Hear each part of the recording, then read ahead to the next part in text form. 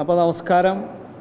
ഇന്നലെ ഞാൻ ഈ വോട്ടർ പട്ടികയിലെ ക്രമക്കേടുമായി ബന്ധപ്പെട്ട് ഞങ്ങൾ കൊടുത്ത പരാതിയെക്കുറിച്ച്, ബഹുമാനപ്പെട്ട ജില്ലാ കളക്ടർക്ക് നൽകിയ പരാതിയെക്കുറിച്ച് ഞാൻ പ്രതിപാദിച്ചിരുന്നു.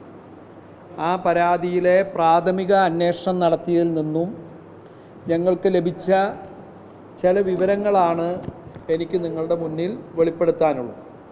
ബഹുമാന്യനായ MP ശ്രീ സുരേഷ് ഗോപി അവർകൾ, അദ്ദേഹം ഈ തെരഞ്ഞെടുപ്പിന് മുൻപ് ഈ നിയോജക മണ്ഡലത്തിൽ വോട്ട് ചേർത്തിയത് നിങ്ങളെല്ലാവരും റിപ്പോർട്ട് ചെയ്തിട്ടുള്ളതാണ്. അത് ഈ പട്ടികയിൽ നമ്മളെ സംബന്ധിച്ചിടത്തോളം പിന്നെ തൃശ്ശൂർ നിയമസഭാ മണ്ഡലത്തിൽ പോളിംഗ് സ്റ്റേഷൻ നമ്പർ 116 ഉള്ള വോട്ടർ പട്ടികയിലാണ് അദ്ദേഹത്തിൻ്റെ കുടുംബത്തിൻ്റെയും അദ്ദേഹത്തിൻ്റെ അനുജൻ്റെ കുടുംബവും അവരുടെ പേര് വിവരങ്ങളുള്ളത്. അതായത് പട്ടികയിൽ 1016 മുതൽ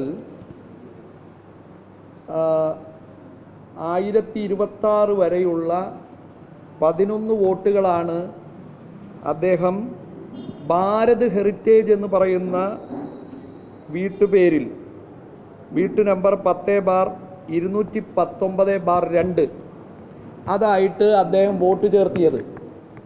ആ വോട്ടെടുപ്പിന് ശേഷം ഈ വീട് ബോംബെ ബേസ്ഡ് ഒരു പാർട്ടിക്ക് കൊടുക്കുകയും ഇപ്പോൾ ആ വീട്ടിൽ ഇവരാരും താമസമില്ല. നമ്മളിപ്പോൾ ഈ വോട്ടർ പട്ടികയിൽ പേര് നമ്മളുടെ ഉണ്ടോ എന്ന്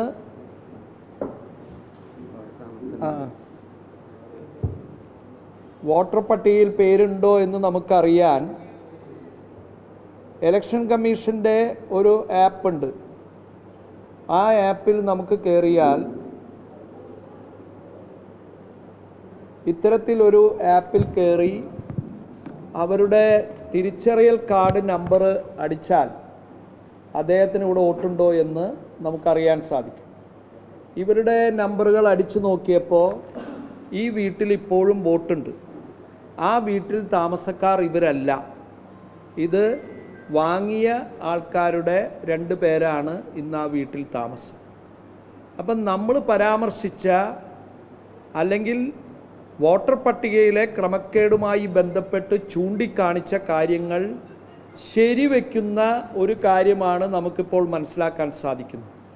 ഒരു തെരഞ്ഞെടുപ്പിനെ മാത്രം മുന്നിൽ കണ്ടുകൊണ്ട് അദ്ദേഹവും അദ്ദേഹത്തിൻ്റെ അനിയൻ്റെ കുടുംബവും തൃശ്ശൂരിൽ വന്ന് വോട്ട് ചേർക്കുകയും പിന്നീട് അതിനുശേഷം അവിടെ നിന്ന് മാറിപ്പോവുകയും ചെയ്യാം.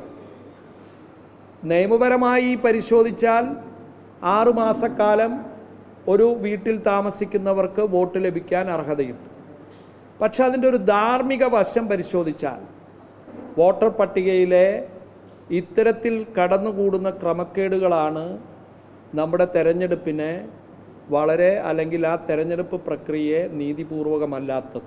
അല്ലാതാക്കുന്നത്. ഇവർക്ക് ഇതേ വീട്ടു നമ്പറിൽ കോർപ്പറേഷൻ്റെ പുറത്തിറങ്ങിയ പട്ടിക പരിശോധിച്ചാൽ കോർപ്പറേഷൻ തെരഞ്ഞെടുപ്പിലേക്ക് ഇവർക്ക് വോട്ടില്ല. അതിനർത്ഥം കേവലം ഈ തെരഞ്ഞെടുപ്പുമായി ബന്ധപ്പെട്ട് വോട്ട് ചേർത്തി എന്നുള്ളതാണ്. അതുതന്നെയാണ് ബഹുമാന്യനായ രാഹുൽ ഗാന്ധി എടുത്ത് കാണിച്ചത്. സ്ഥലത്ത് താമസമില്ലാത്തവരെ താമസമുണ്ട് എന്ന് കാണിച്ച് ഏതെങ്കിലും ഒരു വീടിൽ അല്ലെങ്കിൽ ഫ്ലാറ്റുകളിൽ വോട്ട് ചേർത്തുക എന്നുള്ളതാണ് ഇവിടെ നടന്നിട്ടുള്ളത്. ഇതിന് സമാനമായ രീതി തന്നെയാണ് ഞങ്ങൾ പരാതി കൊടുത്തിട്ടുള്ള 100ഓളം പേരുടെ പരാതി ഞങ്ങൾ കൊടുക്കുകയുണ്ടായി.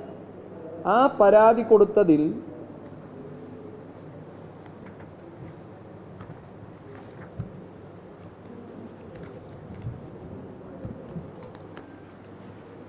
ഞങ്ങൾ പിന്നെ റിട്ടേണിംഗ് ഓഫീസർ തൃശ്ശൂർ ലോക്സഭാ നിയോജക മണ്ഡലം ഞങ്ങളുടെ ബൂത്ത് നമ്പർ 30 അന്നത്തെ പ്രസിഡൻ്റായിരുന്ന ശ്രീ അനിൽകുമാർ കൊടുത്ത പരാതിയുടെ കോപ്പിയാണ്.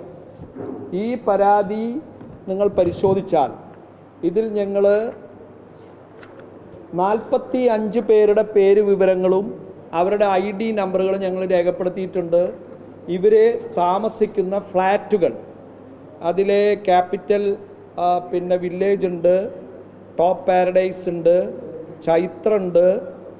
അങ്ങനെ വിവിധങ്ങളായിട്ടുള്ള ഫ്ലാറ്റുകളിലുള്ളവരുടെ പരാതികളാണ് ഞങ്ങൾ കൊടുത്തത്. അവർക്കും സമാനമായ രീതിയിൽ വോട്ടുകൾ ചേർത്തിരിക്കുകയാണ്. ആ ചേർത്തിരിക്കുന്നതിൻ്റെ ഏറ്റവും വലിയ പ്രത്യേകത, നിങ്ങൾ ആ വോട്ടർ പട്ടിക പരിശോധിച്ചാൽ ഇത് തൃശ്ശൂർ അസംബ്ലി സെഗ്മെൻറ്റിലെ ഭാഗം നമ്പർ 30-ലാണ്. ആ ഭാഗം നമ്പർ 30-ലെ നിങ്ങൾ പരിശോധിച്ച് നോക്കിയാൽ നമുക്ക് മനസ്സിലാക്കാൻ സാധിക്കുന്നത്, വോട്ടർ പട്ടികയുടെ ഏറ്റവും അവസാന സമയം, വോട്ട് ചേർക്കാനുള്ള ഏറ്റവും അവസാന സമയമാണ് ഇവരെ ചേർത്തിയതെന്ന് നമുക്ക് മനസ്സിലാക്കാൻ സാധിക്കും.